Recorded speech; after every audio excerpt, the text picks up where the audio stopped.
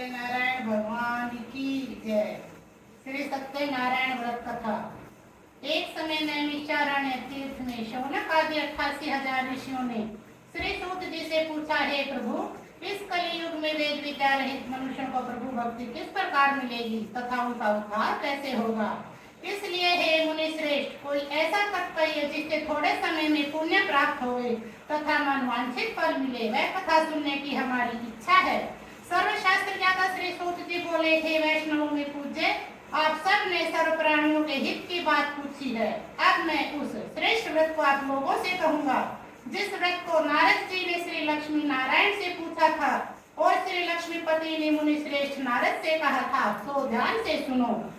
एक समय योगीराज नारद जी दूसरों के हित की इच्छा से अनेक लोकों में घूमते हुए मृत्यु लोक में आ पहुँचे। वहाँ अनेक योनियों में जन्मे हुए प्राय सभी मनुष्यों को अपने कर्मों के द्वारा अनेक दुखों से पीड़ित देखकर किस यत्न करने से निश्चय ही इनके दुखों का नाश हो सकेगा, ऐसा मन में सोचकर विष्णु लोक को गए।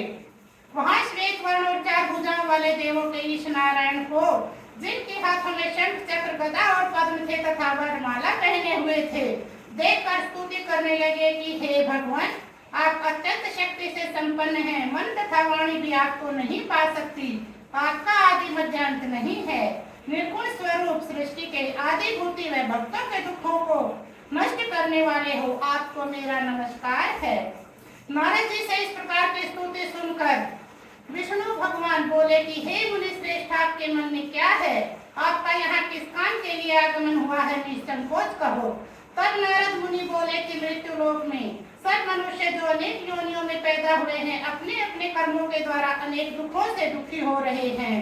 हे नाथ, मुझ पर दया रखते हो तो बतलाइए कि उन मनुष्यों के ऐसा दुख थोड़े ही प्रयत्न से कैसे दूर हो सकते हैं। श्री भगवान जी बोले कि हे नारद, मनुष्यों की भलाई के लिए तुमने बहुत ही अच्छी बात पूछी है। जिस काम को करने से मनुष्य मोह से छूट जाता है, वह मैं कहता हूँ, सुनो। बहुत पुण्य देने वाला स्वर्ग तथा मृत्यु लोक दोनों में दुर्लभ एक व्रत है। आज मैं प्रेमवश होकर तेरे से कहता हूँ, सत्यनारायण जी का व्रत अच्छी तरह विधान पूर्वक करके मनुष्य तुरंत ही यहाँ पर सुख भोग कर मरने पर मोक्ष को प्राप्त होता है। श्री भगवान के वचन सुनकर नारद मुनि बोले कि उस व्रत का क्या फल है, क्या विधान है और किसने यह व्रत किया है, किस दिन व्रत करना चाहिए, विस्तार से कहो। भगवान बोले, दुख शोक आदि को दूर करने वाला, धन धान्य को बढ़ाने वाला, सौभाग्य तथा संतान देने वाला, सब स्थानों पर विजयी करने वाला, भक्ति और श्रद्धा के साथ किसी भी दिन मनुष्य श्री सत्यनारायण जी की शाम के समय ब्राह्मणों और बांधवों के साथ धर्मपरायण होकर पूजा करे। भक्ति भाव से सवाया दे, नैवेद्य केले का फल, घी दूध और गेहूं का चूर्ण सवाया ले। गेहूं के अभाव में साठी का चूर्ण, शक्कर तथा गुड़ ले और सब भक्षण योग्य पदार्थ जमा करके सवाई पर अर्पण कर दे तथा बंधुओं सहित भोजन करावे। भक्ति भाव के साथ स्वयं भोजन करे। नृत्य गीत आदि का आचरण कर सत्यनारायण भगवान को स्मरण कर समस्त समय व्यतीत करे। इस तरह का व्रत करने पर मनुष्यों की इच्छा निश्चय ही पूरी होती है। विशेषकर कलिकाल में भूमि पर यही मोक्ष का सरल उपाय है। श्री सत्यनारायण व्रत कथा पहला अध्याय समाप्त। दूसरा अध्याय। सूत जी बोले, हे ऋषियों, जिसने पहले इस व्रत को किया उसका पवित्र इतिहास कहता हूँ, तुम ध्यान से सुनो। सुंदर काशीपुरी नगरी में एक अति निर्धन ब्राह्मण रहता था। वह भूख प्यास से बेचैन हुआ नित्य पृथ्वी पर घूमता था। ब्राह्मणों से प्रेम करने वाले भगवान ने ब्राह्मण को दुखी देखकर बूढ़े ब्राह्मण का रूप धर उसके पास जा आदर के साथ पूछा कि हे विप्र, नित्य दुखी हुआ पृथ्वी पर क्यों घूमता है? हे ब्राह्मण, यह सब मुझसे कहो, मैं सुनना चाहता हूँ। ब्राह्मण बोला कि मैं बहुत निर्धन ब्राह्मण हूँ, भिक्षा के लिए पृथ्वी पर घूमता फिरता हूँ। हे भगवान, यदि आप इसका कोई उपाय जानते हो तो कृपा कर कहो। वृद्ध ब्राह्मण बोला कि सत्यनारायण भगवान मनवांछित फल देने वाले हैं, इसलिए हे ब्राह्मण, तू उनका पूजन कर, जिसके करने से मनुष्य दुखों से मुक्त होता है। ब्राह्मण को सारा व्रत का विधान बतलाकर बूढ़े ब्राह्मण का रूप धारण करने वाले सत्यनारायण भगवान अंतर्ध्यान हो गए। जिस व्रत को वृद्ध ब्राह्मण ने बतलाया है, मैं उसको करूंगा। यह निश्चय करने पर उस ब्राह्मण को रात को नींद भी नहीं आई। वह सवेरे उठा, सत्यनारायण के व्रत का निश्चय कर भिक्षा के लिए चला। उस दिन उसको भिक्षा में बहुत सा धन मिला, जिससे बंधु बांधवों के साथ उसने सत्यनारायण का व्रत किया। इसके करने से वह ब्राह्मण दुखों से छूटकर अनेक प्रकार की संपत्तियों से युक्त हुआ। उस समय से वह ब्राह्मण हर मास व्रत करने लगा। इस तरह सत्यनारायण भगवान के इस व्रत को जो करेगा वह सब पापों से छूटकर मोक्ष को प्राप्त होगा। अभी आगे जो पृथ्वी पर सत्यनारायण व्रत की कथा करेगा वह सब दुखों से छूट जाएगा। इस तरह नारद जी ने नारायण का कहा हुआ यह व्रत तुमसे कहा, हे विप्रो। अब मैं और क्या कहूँ। ऋषि बोले, हे मुनीश्वरों, संसार में इस ब्राह्मण से सुनकर किस किस ने इस व्रत को किया, हम सब वह सुनना चाहते हैं। इसके लिए हमारे मन में श्रद्धा है। सूत जी बोले, हे मुनियों, जिसने इस व्रत को किया वह सब सुनो। एक समय वह ब्राह्मण धन और ऐश्वर्य के अनुसार बंधु बांधवों के साथ व्रत करने को तैयार हुआ। उसी समय एक लकड़ी बेचने वाला बूढ़ा लकड़हारा आया और बाहर लकड़ियों को रखकर ब्राह्मण के मकान में गया। प्यास से दुखी लकड़हारे ने उसको व्रत करते देखकर लकड़हारा ब्राह्मण से नमस्कार कर कहने लगे कि ये आप क्या कर रहे हैं और इसके करने का क्या फल मिलता है, कृपा कर मुझसे कहो। ब्राह्मण ने कहा, सब मनोकामनाओं को पूर्ण करने वाला सत्यनारायण भगवान का व्रत है। इसकी कृपा से ही मेरे यहाँ धन धान्य की वृद्धि हुई है। ब्राह्मण से इस व्रत के बारे में जानकर लकड़हारा बहुत प्रसन्न हुआ। चरणामृत ले और प्रसाद खाने के बाद अपने घर को गया। लकड़हारे ने मन में इस प्रकार का संकल्प किया कि आज ग्राम में लकड़ी बेचने से जो धन मिलेगा उसी से सत्यनारायण देव का उत्तम व्रत करूंगा।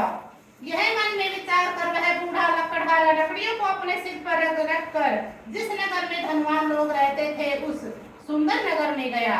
उस रोज वहां पर उसे लकड़ियों के दाम पहले से 4 गुना मिले। तब वह बूढ़ा लकड़हारा दाम ले और अति प्रसन्न होकर पक्के केले की फली, शक्कर, घी, दूध, दही, गेहूं का चूर्ण इत्यादि सत्यनारायण भगवान के व्रत की कुल सामग्रियों को लेकर अपने घर गया। फिर उसने सब अपने भाइयों को बुलाकर विधि के साथ भगवान जी का पूजन और व्रत किया। उस व्रत के प्रभाव से बूढ़ा लकड़हारा धन, पुत्र आदि से युक्त हुआ और संसार में स्वस्थ सुख भोग कर वैकुंठ को चला गया। दूसरा अध्याय समाप्त। तीसरा अध्याय। सूत जी बोले, हे श्रेष्ठ मुनियों, अब आगे की कथा कहता हूँ, सुनो। पहले समय में कुमुक नाम का एक बुद्धिमान राजा था। वह सत्यवक्ता और जितेंद्रिय था। प्रतिदिन देश स्थानों पर जाता और गरीबों को धन देकर उनके कष्ट दूर करता था। उसकी पति कमल के समान मुख वाली और सती साध्वी थी। भद्रशिला नदी के तट पर उन दोनों ने सत्यनारायण देव का व्रत किया। उस समय पर वहाँ एक साधु वैश्य आया और उसके पास व्यापार के लिए बहुत साधन था। वह नाव को किनारे पर ठहरा कर राजा के पास गया और राजा को व्रत करते हुए देखकर विनय के साथ पूछने लगा कि हे राजन, भक्ति युक्त चित्त से ये आप क्या कर रहे हैं, ये आप मुझसे बतलाइए। राजा बोला, हे साधु, अपने बांधवों के साथ पुत्र आदि की प्राप्ति के लिए यह महाशक्तिवान सत्यनारायण भगवान का व्रत व पूजन किया जा रहा है। राजा के वचन सुनकर साधु आदर के साथ बोला कि हे राजन, मुझसे इसका विधान कहो, मैं भी आपके कथानुसार इस व्रत को करूंगा। मेरे भी कोई संतान नहीं है और निश्चय ही इससे होगी। राजा से संविधान सुन व्यापार से निवृत्त हो गया, आनंद के साथ घर गया। साधु ने अपनी स्त्री लीलावती से संतान देने वाले इस व्रत का समाचार सुनाया और कहा कि जब मेरी संतान होगी तब मैं इस व्रत को करूंगा। साधु ने ऐसे वचन अपनी स्त्री लीलावती को कहे। एक दिन उसकी स्त्री लीलावती पति के साथ आनंदित हो सांसारिक धर्म में प्रवृत्त होकर सत्यनारायण भगवान की कृपा से गर्भवती हो गई तथा 10वें महीने में उसने एक सुंदर कन्या को जन्म दिया। वह कन्या अपने घर में इस तरह बढ़ने लगी जैसे शुक्ल पक्ष का चंद्रमा बढ़ता है। कन्या का नाम कलावती रखा गया। तब लीलावती ने मीठे शब्दों में अपने पति देव से कहा कि आपने जो संकल्प किया था कि मैं भगवान का व्रत करूंगा, अब आप उसे करिए। साधु बोले, हे प्रिय, इसके विवाह पर करूंगा। अपनी पत्नी को आश्वासन दे वह नगर को गया। कलावती पितृगृह में वृद्धि को प्राप्त हुई। साधु ने जब नगर में सखियों के साथ अपनी पुत्री को देखा तो तुरंत दूध बुलाकर कहा कि पुत्री के वास्ते सुयोग्य वर देख कर लाओ। साधु की आज्ञा पाकर दूत कंचन नगर पहुंचा और वहां बड़ी खोज कर और देखभाल कर लड़की के लिए सुयोग्य वणिक पुत्र को ले आया। उस सुयोग्य लड़के को देखकर साधु ने अपने भाइयों सहित प्रसन्नचित्त अपनी पुत्री का विवाह उसके साथ कर दिया, किंतु दुर्भाग्य से विवाह के समय भी उस व्रत को करना भूल गया। तब श्री सत्यनारायण भगवान क्रोधित हो गए और श्राप दिया कि तुम्हें दारुण दुख प्राप्त होगा। अपने काम में कुशल साधु बनिया अपने जमाता सहित समुद्र के समीप रत्नपुर नगर पहुंचा और वहां दोनों ससुर जमाई चंद्रकेतु राजा के नगर में पहुंचे और व्यापार करने लगे। एक रोज भगवान सत्यनारायण की माया से प्रेरित कोई चोर राजा का धन चुरा कर शीघ्र जा रहा था, किंतु पीछे से राजा के दूतों को आता देखकर चोरों ने घबराकर भागते हुए धन को वहीं पर चुपचाप रख दिया जहां वो दोनों ससुर जमाई ठहरे हुए थे। तब दूतों ने उन साधु वैश्य के पास राजा का धन देखकर दोनों को पकड़ ले गए और प्रसन्नता से दौड़ते हुए राजा के समीप जाकर बोले कि हे राजा, हम ये दो चोर पकड़ कर लाए हैं, इन्हें देखकर आज्ञा दें। राजा की आज्ञा से उनको कठिन कारावास में डाल दिया और उनका धन राजा ने छीन लिया। उसी के श्राप से उनकी पत्नी भी घर पर बहुत दुखी हुई और घर पर जो धन रखा था चोर चुरा कर ले गए। शारीरिक और मानसिक पीड़ा में भूख प्यास से अति दुखित हो अन्न की चिंता में कलावती एक ब्राह्मण के घर गई। वहां उसने सत्यनारायण का व्रत होते देखा। वहां उसने कथा सुनी और प्रसाद ग्रहण कर रात को घर आई। माता ने कलावती से कहा कि हे पुत्री, दिन में कहाँ रही है, तेरे मन में क्या है? कलावती बोली, हे माता, मैंने एक ब्राह्मण के घर सत्यनारायण व्रत देखा है। कन्या के वचन सुनकर लीलावती भगवान के पूजन की तैयारी करने लगी। लीलावती ने परिवार और बंधुओं सहित भगवान का पूजन किया और वर मांगा कि मेरे पति और दामाद शीघ्र आ जाने और प्रार्थना की कि हम सबका अपराध क्षमा करो। सत्यनारायण भगवान इस व्रत से संतुष्ट हो गए और राजा चंद्रकेतु के स्वप्न में दिखाई दिए और कहा कि हे राजा, दोनों बंदी वैश्य प्रातः ही छोड़ दो और उनका सब धन जो तुमने ग्रहण किया है उसे दे दो, नहीं तो तेरा धन, राज्य, पुत्र आदि सब नष्ट कर दूंगा। राजा को ऐसा वचन कहकर भगवान अंतर्ध्यान हो गए। प्रातःकाल राजा चंद्रकेतु ने सभा में अपना स्वप्न बुलाया और दोनों वैश्यों को बुलाकर उनको कैद से मुक्त कर मीठे वचनों में राजा बोले कि हे महानुभावों, भावी वश ऐसा कठिन दुख प्राप्त हुआ है, अब कोई भय की बात नहीं है। यह कहकर राजा ने उनको नए नए वस्त्राभूषण पहनाए तथा जितना धन दिया था उससे दूना धन देकर विदा किया। दोनों वैश्य अपने घर को चल दिए। तीसरा अध्याय समाप्त। चौथा अध्याय। सूत जी बोले, वैश्य ने मंगलाचार करके यात्रा आरंभ की और अपने नगर को चला।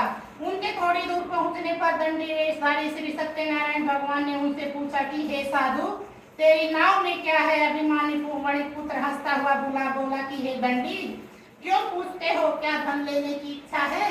मेरी नाव में तो बेलपत्ते आदि भरे हैं। वैश्य के कठोर वचन सुनकर भगवान ने कहा कि तुम्हारा वचन सत्य हो। ऐसा कहकर दंडी वहां से चले गए और कुछ दूर जाकर समुद्र के किनारे बैठ गए। दंडी के जाने पर वैश्य ने नित्य क्रिया करने के बाद नाव को ऊंची उठी देखकर अचंभा किया और नाव में बेलपत्ते आदि देखकर मूर्छित हो जमीन पर गिर पड़ा। मूर्छा खुलने पर वो शोक करने लगा। तब उसका दामाद बोला कि आप शोक नहीं करिए, उसी दंडी का श्राप है, तो हमें उनकी शरण में चलना चाहिए, तभी हमारी मनोकामना पूरी होगी। दामाद के वचन सुन वह दंडी के पास पहुंचा, भक्ति भाव से नमस्कार कर बोला, मैंने जो आपसे सत्य वचन कहे उनको क्षमा करो। ऐसा कहकर वहां शोकातुर हो रोने लगा। तब दंडी भगवान बोले कि हे वणिक पुत्र, तू मेरी पूजा से बार बार विमुख हुआ है, तू मेरी पूजा से बार बार विमुख हुआ है। साधु बोला, हे भगवान, आपकी माया से मोहित ब्रह्मा आदि भी आपके रूप को नहीं जानते, तब मैं अज्ञानी कैसे जान सकता हूँ? आप प्रसन्न होइए और पहले के अनुसार मेरी नौका में धन भर दीजिए। उनके भक्ति युक्त वचन सुनकर भगवान प्रसन्न हो गए, उसकी इच्छा अनुसार वर देकर अंतर्ध्यान हो गए। तब उन्होंने नाव पर आकर देखा कि नाव धन से परिपूर्ण है। फिर वह भगवान सत्यदेव का पूजन कर साथियों सहित अपने नगर को चला। नगर के निकट पहुंचा तो दूत को घर भेजा। दूत ने साधु के घर जाकर उसकी स्त्री को नमस्कार कर कहा कि साधु अपने दामाद सहित इस नगर के समीप आ गए हैं। ऐसा वचन सुन सती ने बड़े हर्ष के साथ सत्यदेव का पूजन कर पुत्री से कहा कि मैं अपने दर्शन को जाती हूँ, तू कार्य पूर्ण कर शीघ्र आना। माता के वचन सुनकर कलावती प्रसाद छोड़कर पति के पास गई।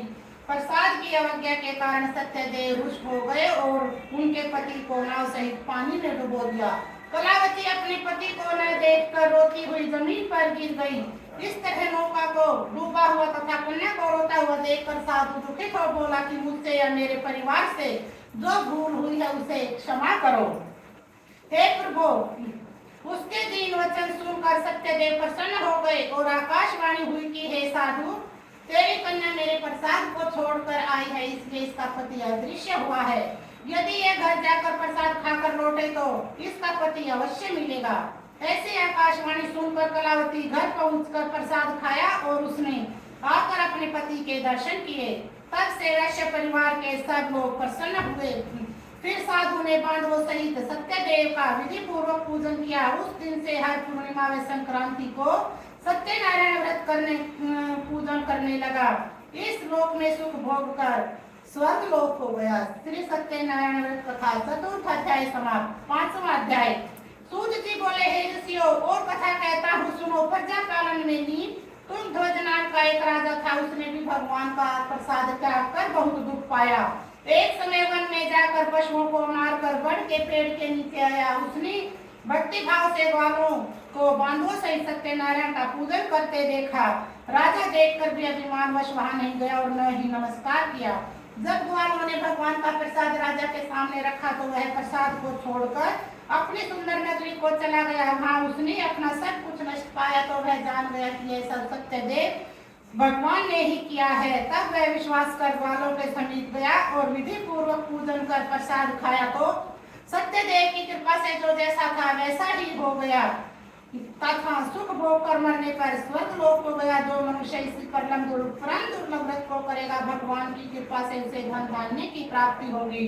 निर्धन धनी होता है, बंदी बंधन से छूट कर बंधन से मुक्त हो निर्भय हो जाता है। संतानहीनों को संतान प्राप्त होती है। सब मनोरथ पूर्ण होकर अंत में वैकुंठ धाम को जाता है। जिन्होंने पहले इस व्रत को किया उसके दूसरे जन्म की कथा कहता हूँ सुनो।